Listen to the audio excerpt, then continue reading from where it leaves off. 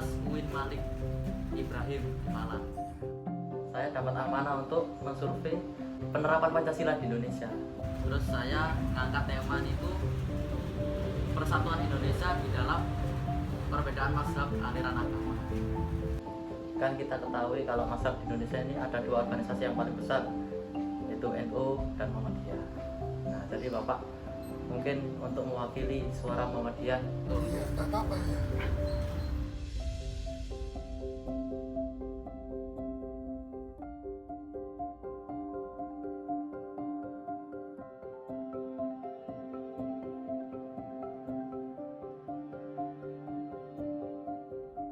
Yang pertama niku pertanyaan kula, pendapatnya Bapak itu terkait persatuan Indonesia itu gimana? Persatuan Indonesia ya dari segala penjuru masyarakat yang berbeda suku, berbeda aliran, berbeda keyakinan, memang harus bersatu. Dipersatukan dengan Pancasila, karena Pancasila sudah sebagai landasan dasar Undang-Undang 45 dan termasuk Negara Kesatuan Republik Indonesia. Termasuk aliran-aliran yang ada dalam agama Islam. Ya, yang aliran kalau di Islam itu kurang lebih hanya 40 aliran. NU, Muhammadiyah, Persi, Darul Hadis, Limtari, Ahmadiyah, Siddiqiyah, Wahidiyah, Wahabi, Syiah, banyak sekali dan seterusnya. Ada Islam Pancasila, sampai Muslim Pancasila, dan seterusnya. Dan yang disahkan oleh negara kan ya Islam, Hindu, Katolik, Buddha, sama apa aliran kebatinan kan salah. Menurut Bapak itu mengapa persatuan Indonesia itu harus terwujud, Pak? Sekalipun aliran beragama itu beda. Karena sesuai dengan ya falsafah Pancasila itu kan kita, karena Pancasila harga mati, harus semua orang apapun harus dipersatukan. Makanya kita sebagai orang Islam, khususnya organisasi yang terbesar di Indonesia, harus menghargai pendapat orang lain. Karena menjadi pemerintahan tidak bisa bersatu, itu kan karena tidak bisa menghargai persatuan, tidak bisa menghargai pendapat orang lain. Nah, dan sebetulnya bukan tugas saja kita sebagai warga Indonesia yang cerdas dan cermat, itu harus bisa menghargai pendapat orang lain. Itu nanti bisa terwujud persatuan Indonesia. Termasuk aliran-aliran itu juga harus. Kalau aliran yang baru yang tidak sesuai dengan Pancasila dan syariat agama, ya harus tidak boleh. Makanya kan sering kalau ada aliran yang baru itu kan nggak boleh berdiri di Indonesia, nggak boleh. Itu yang berhak memperbolehkan atau tidak memperbolehkan itu siapa? Ya itu DPR, MPR terus disahkan oleh pemerintah, masa presiden. Kalau DPR sama MPR itu kalau sudah setuju, karena setuju ya nggak bisa ditolak. Seperti akhir-akhir ini yang paling keras seperti HTI, Hizbut Tahrir Indonesia kan ditolak karena kan intoleransi, aliran Islam tapi aliran paham keras walaupun Islam, makanya sudah dilarang di Indonesia HTI. Terus menurut Bapak itu lingkungan yang mana, ya seperti apa yang kan kadang ada kasus gini Pak, ada kasus NU sama Muhammadiyah itu bertentangan. Nah itu lingkungan-lingkungan yang seperti apa yang menjadikan pertentangan itu? Yang menjadi pertentangan itu sebetulnya itu masalah kecil, itu bukan masalah tauhid, itu masalah khilafiyah. Seperti kalau di NU itu menyentuh Quran batal, menyentuh istrinya batal. Ya Muhammadiyah enggak apa-apa, tapi enggak apa-apa sebetulnya, terserah kita keyakinan. Soalnya nanti hakimnya itu langsung Allah Subhanahu wa Ta'ala, bukan kita. Tinggal keyakinan kita. Tapi kita kalau ada orang lain menyentuh istrinya enggak batal, ya biarkan, karena beliaunya sudah keyakinan ke paham yang semacam itu dan seterusnya. Jadi perbedaan paham itu sebetulnya nggak jadi perpecahan. Enggak ada perpecahan, yang benar-benar orangnya pemikirannya kurang luas. Kadang ada oknum-oknum yang ilmunya kurang dalam. Iya, ilmunya kurang luas dan pengalamannya kurang banyak. Jadi apa namanya? Gampang menyalahkan. Ya namanya apa ya, kurang pergaulan ya. Istilahnya kurang pergaulan, kuper. Lalu menurut Bapak dari segi NU nih, apa ya? Bagaimana agar persatuan aliran itu nggak jadi masalah? Loh, tadi kan sudah sampaikan, NU walaupun apapun berdiri di Indonesia, insya Allah disetujui oleh DPR, MPR, dan pemerintah asalkan tidak bertentangan dengan syariat dan undang-undang dan Pancasilanya itu. Nah, yang sering muncul kan ada aliran baru kan tidak cocok dengan Pancasila, tidak cocok dengan Islam, itu ya tidak boleh memang walaupun bagaimanapun. Seperti ada orang yang aku jadi nabi dan seterusnya. Kalau yang seperti itu sudah nggak perlu ditoleransi lagi. Tidak boleh toleransi, tidak boleh. Karena sudah ada paham yang baik. Kalau mau ikut ya itu, kalau ingin mendirikan ya harus sesuai dengan dasar negara kita ini. Kalau tidak sesuai ya jelas tidak boleh. Seperti sampean saya bertamu rumah sampean kan udah cocok, sampean kan harus pulang aja, sampean suruh keluar kan saya. Kan saya sebagai tamu kan ke rumah saya, ke rumah sampean kan harus manut dengan sampean.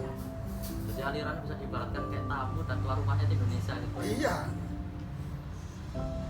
Nah, seperti HTI itu kan barusan lahir 53 dan di Indonesia itu 87 kalau 88. Tapi di luar Indonesia negara lain itu kan mulai 53 lahirnya.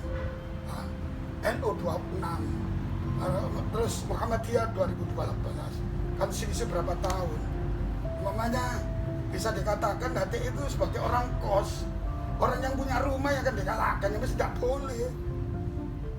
Karena HTI terlalu merebut. Iya kan, orang kos, nah, yang punya rumah kan diusir tanpa ada alasan, rumahnya diambil, nggak dikasih apa-apa, seperti itu bagainya.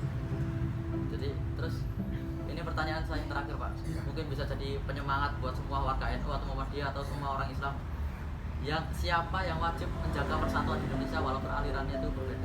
Bukan NU, bukan Muhammadiyah. Siapa yang punya wawasannya luas, ilmunya tinggi, agamanya tinggi, ya ini ya tugas kita bersama untuk mempersatukan.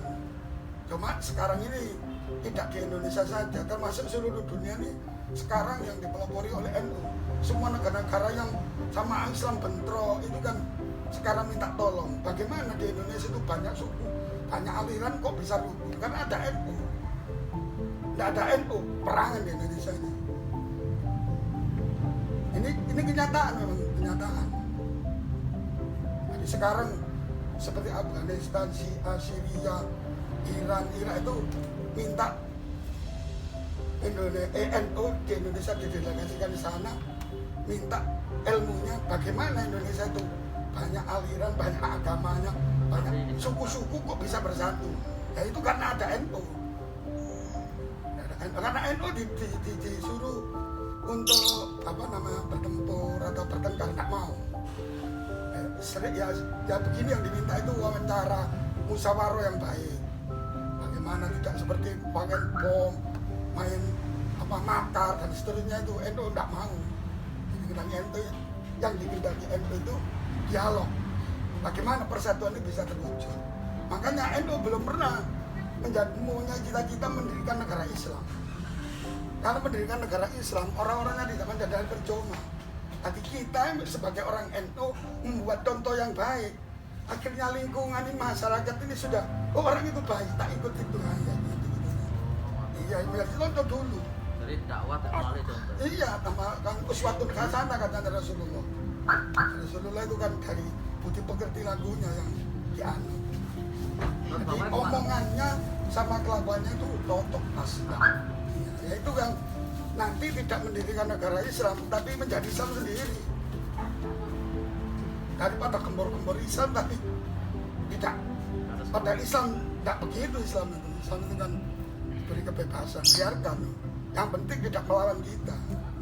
Walaupun melawan kita, kalau bisa dijalankan ya kalau terus ya kita harus lawan. Itu Islam. Kalau tidak ada perlawanan tidak usah. Islam itu rahmatan lil alamin. Jangankan manusia, hewan-hewan, semua makhluk ya harus dikasih hanya itu orang Islam, khususnya warga NU. Pak, mungkin atau sur Pak Gaya? Sama-sama ya, semoga bermanfaat. Makasih Pak ya. Ngapunten Pak, ini yang pertama pertanyaan saya, apa pendapat Bapak soal toleransi perbedaan mazhab agama di Indonesia? Ya, menurut saya ini sangat penting karena toleransi itu kan berarti kita harus menghormati perbedaan. Karena kalau misalnya adanya perbedaan itu kita harus saling menerima. Kalau kita tidak terima, maka akan ada namanya konflik atau perpecahan antar umat beragama. Apalagi kita ini sama-sama beragama Muslim, dan kita juga memusatkan panutan kita sebagai teladan kita, yaitu Nabi Muhammad SAW. Sehingga kita harus selama itu yang kita ikuti benar, ya kita harus saling menghormati dan saling mendukung. Meskipun aliran itu berbeda ya Pak ya. Soalnya masih dalam kadar fikih. Yang penting juga tujuannya juga sama. Pertanyaan yang selanjutnya itu Pak, mengapa persatuan perbedaan beragama itu harus terwujud Pak?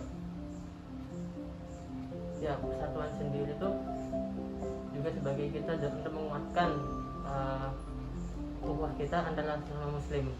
Karena apabila kita di dalam sendiri sudah tidak ada rasa persatuan, kita akan mudah diruntuhkan atau diadu dengan orang-orang di luar dan dari orang agama yang lain. Sehingga persatuan itu sangat dibutuhkan untuk mempererat atau menjadi pilar sebagai kekuatan Islam.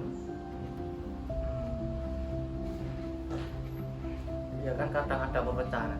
Nah, di lingkungan mana Pak? Kadang itu perpecahan atau merasa orang yang aliran saya lebih benar, aliran NU lebih benar, aliran Muhammadiyah benar, itu di lingkungan mana Pak? Biasanya seperti ini terjadi.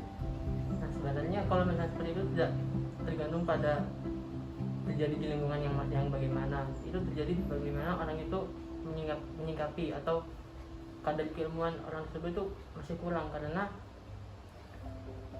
sebenarnya yang kita butuhkan ini adalah sebuah toleransi bersama atau saling mendukung satu sama lain. Karena kita juga tahu kalau misalnya walaupun Muhammadiyah walaupun NU itu mempunyai tujuan yang sama, yaitu mengesahkan Allah seperti itu, dan juga menghormati Nabi Muhammad SAW.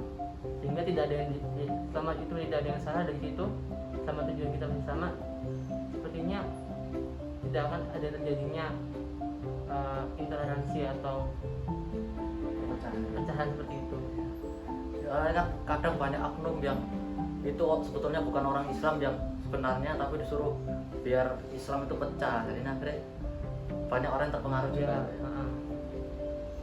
Lalu ini Pak, bagaimana agar persatuan aliran mazhab itu bisa terwujud?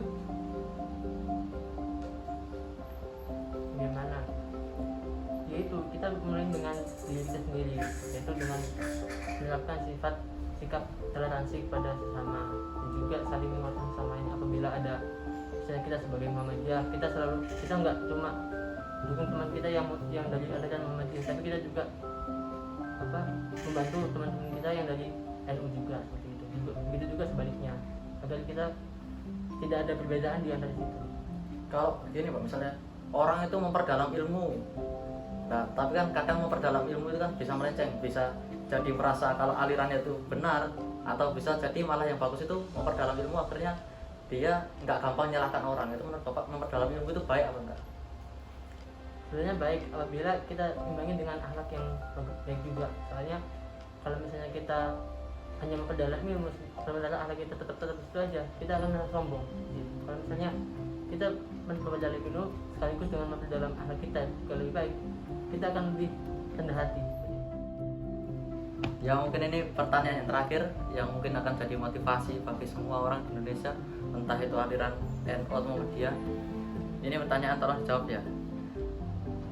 Sebagai penutup itu, siapa yang wajib menjaga persatuan di Indonesia? Kalau ditanya siapa yang wajib untuk menjaga persatuan Indonesia, ya semua orang.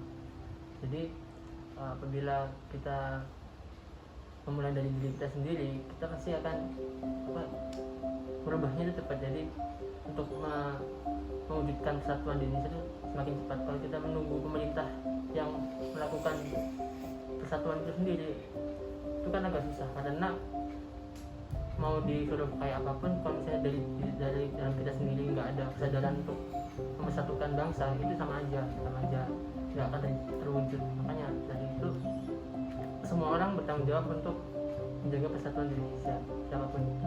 Ya, jadi kayak memang kalau pemerintah yang menyatukan kayaknya memang nggak bisa bersatu ya. Jadi berarti yang menjaga persatuan Indonesia itu entah itu warga NU, warga Muhammadiyah, aliran apapun, semuanya harus bersatu ya. Terima kasih Pak ya atas partisipasinya.